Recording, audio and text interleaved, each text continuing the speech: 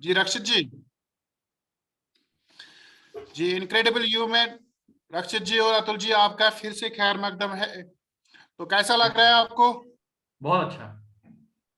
चलिए रवि तो जी, हम बहुत दिन, कोच जी बहुत दिनों बाद अब फिर से मुलाकात हो रही है और अच्छा लग रहा है। और आप एक नई एक्टिविटी पर आप ले आए हैं, बहुत अच्छा लग रहा है। Thank you. जी कल हमारा मास्टरमाइंड था तो हम उसमें बिजी थे, इसलिए आज या यहाँ पर आ गए हैं। तो चलिए, गुड। जो हमने एक्टिविटी दी थी आपको, उसमें आपने देखना था कि आपका जो रॉन्ग डिसीजन हुआ है उससे क्या फर्क पड़ा।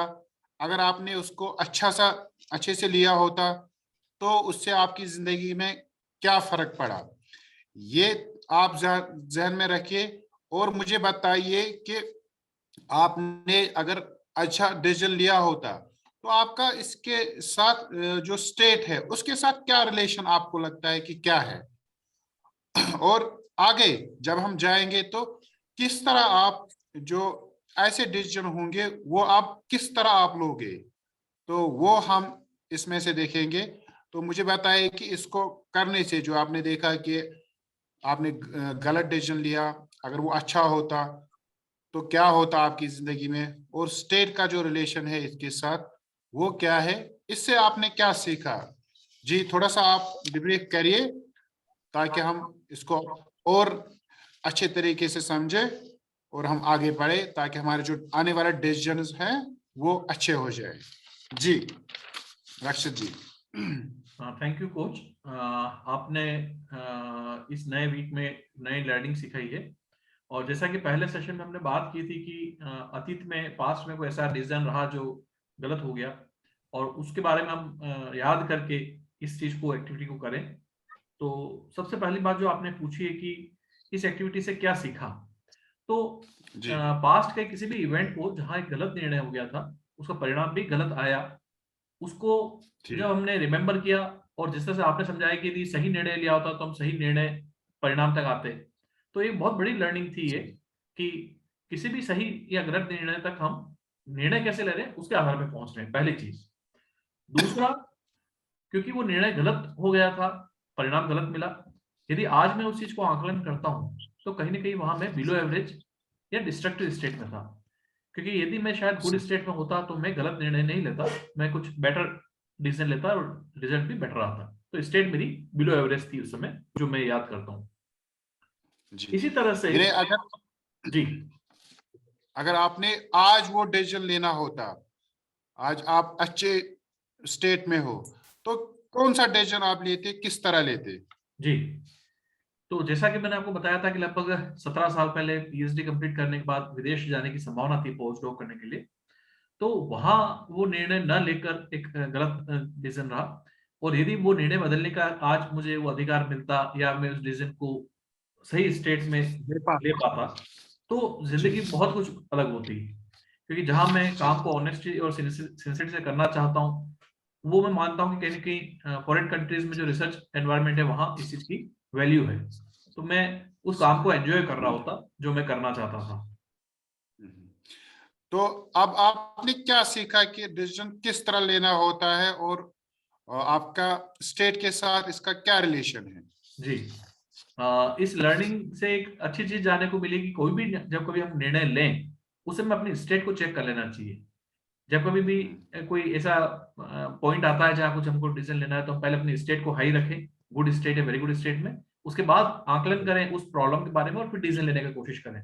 तो उससे हमारा यानी फिर निर्णय सही हम होने की संभावना रहेगी और जिंदगी में परिणाम भी हमें अच्छे मिलेंगे, इसकी संभावना बढ़ जाती है।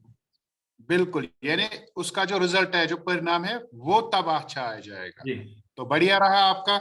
जी अतुल जी, आप भी शेयर कीजिए। थैंक यू कोच साहब। जैसे बात चल रही है कि स्टेट में जो भी हमने डिसीजन लिया था पास्ट में, तो उससे क्या सीखा हमने। तो ये लर्निंग इस तरह की है कि मेरे कि पास्ट में डिसीजंस तो हमें मालूम नहीं था स्टेट क्या होती है, और डिसीजंस बहुत सारे होते रहते हैं।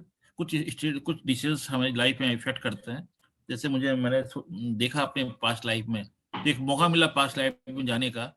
तो कुछ चीजें जो इम्पेक्ट करती है लाइफ में, तो एक डिसीजन दिखाई पड़ा कि मैं स्टेज फियर मतलब पब्लिक स्पीकिंग में कैसे प्रेजेंट करना, और डेफिनेटली वो आज भी इम्पेक्ट करता है। तो उस समय क्या मुझे नहीं मालूम था कि ये स्टेट क्या होती है। तो मेरी जैसे मालूम है, मुझे अभी मालूम चल रहा है कि मेरी औसत स्थिति क्या होती है, बर्बाद करने की स्थिति क्या होती है। तो इसमें मेरी स्थिति ये आती है, बर्बाद वाली स्थिति, कि मैं अकेला रहना पसंद करता हूँ, और साथ में दिमागी तौर पर मैं मेंटली प्रिपेयर नहीं होता हर चीज के लिए। तो ये मेरी बर्बाद वाली स्थिति थी। वो शायद ये स्थिति वहां रही, उस समय रही होगी अकेले रहने वाली, तो वो मेरे स्टेज फियर को डेवलप कर गई। पर ये चीजें कैरी होती रही। पर कुछ चीजें, जैसे अभी मौका मिला आपके साथ कोच करने के लिए, कोच आपने किया मुझे, तो अपने स्टेट और अपने बिहेवियर, अपने बेस लाइन पर वर्क किया, तो ये समझ में आया कि जो हमारी स्टेट्स हैं काफी बड़ा रोल करती हैं, और रोल्स यदि हम इसको प्रॉपर ढंग से करें तो हम खराब स्टेट से अच्छे स्टेट में जाकर कोई भी डिसीजन, अच्छा डिसीजन ले सकते हैं। और वाकई में ये डिसीजंस, अब मैं स्टेज फियर को मेरे धीरे धीरे खत्म होता जा रहा है। नॉट स्टेज फियर, कोई भी जो डिसीजंस आते हैं लाइफ में जो स्ट्रांग होते हैं, जिसमें एक फियर रहता है ये लूं ना लूं, तो उसमें अब डर नहीं लगता कि डिसीजन लेने में। हाँ ठीक है, डिसीजन लिया है तो लिया है, पर अपने स्टेट को मैं ठीक करके ले जाऊं, जिससे कि मुझे अपने पर कॉन्फिडेंस हो, सामने वाले को भी अपने कॉन्फिडेंस डेवलप करके दिखा सकूं। ये एक मेरी लर्निंग्स है इस एक्टिविटी में। बहुत हद तक आपने इसको लिया है। तो इससे क्या होगा कि हमारे जो आने वाले डिसीजंस है वो अगर हम गुड स्टेट में लेंगे, वेरी गुड स्टेट में लेंगे, तो उसका जो रिजल्ट आएगा वो बहुत अच्छा आएगा, और उससे हमारी लाइफ में बड़े अच्छे रिजल्ट्स आएंगे, उसमें बड़े परिवर्तन हमारे लाइफ में आएंगे। तो बढ़िया है। तो हम आगे एक और एक्टिविटी के लिए जाएंगे जिसका नाम है डिसीजन मेकिंग व्हील, कि कौन कौन किस चीज पे हमें ध्यान देना है। तो ये हम अगले वीडियो में करेंगे। तो बेस्ट ऑफ लक। यहाँ की thank you very much. Thank you very much.